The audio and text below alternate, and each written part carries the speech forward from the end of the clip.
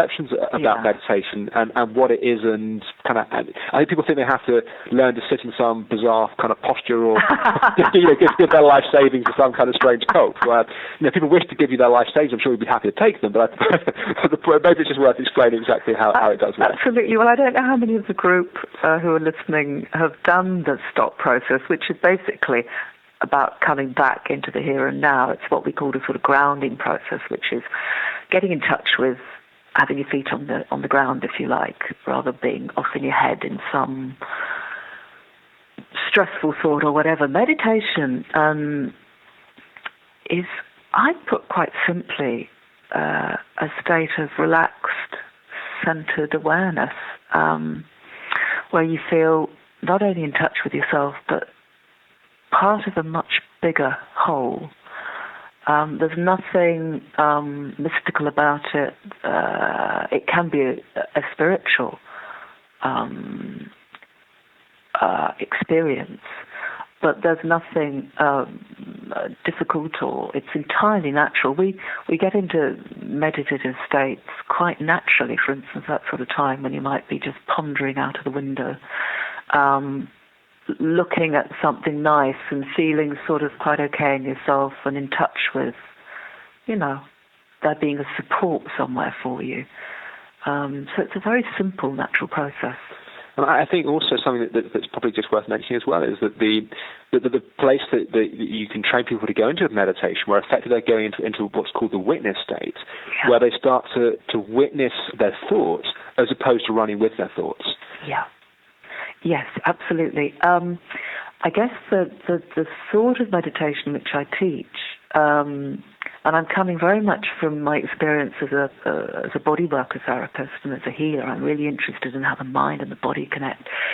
It would be probably called mindfulness meditation, which means that, you're nice and relaxed, and you're also noticing. Yes. Noticing your thoughts, noticing your feelings. And you notice the things that happen to you rather than who you are. And this is a really important, useful life skill, because it means that you can just sort of check out when you have a sense of being ridden by a feeling or a sensation. You can check out and go, okay, this is just happening to me.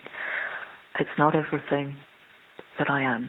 Yeah, because I remember you saying to me that as you were starting to use meditation this way, I think even before you came to the clinic and you kind of learned some other ways of working with this, that actually you would be able to witness what was happening. It started to impact on your symptoms. Maybe it's just worth talking about that a little bit. Yes, well, one of the things I suppose that kept me hopeful that I would get better at some point was that when I meditated, or after meditating for a while, I'd noticed that my eyesight would refocus, my brain would come back clearly, I'd feel some clarity, and I'd feel more connected. I wouldn't have that sort of disconnected feel that you have when you get ME. So now I understand that was because meditation was relaxing my nervous system, which is in the fight or flight response most of the time with ME. And yes, it helped.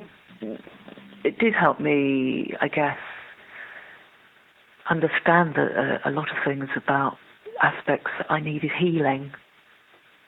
About my past. Yeah, and then as you started to work with Anna, again, correct me if I'm wrong, but my sense of what it provided for you was a more of a system to use those understandings specifically with your illness and what was happening physiologically for you. Is that an accurate way of describing it? Yes, it was. We doing the processes with her, the NLP and hypnotherapy processes that work with past history that was part of the root cause of my ME. It was really helped shift me forward. But the stop process, I think, is a brilliant life skill that everybody should be taught, whether they have ME or not. Well, just to kind of explain for those that are listening, this is effectively a process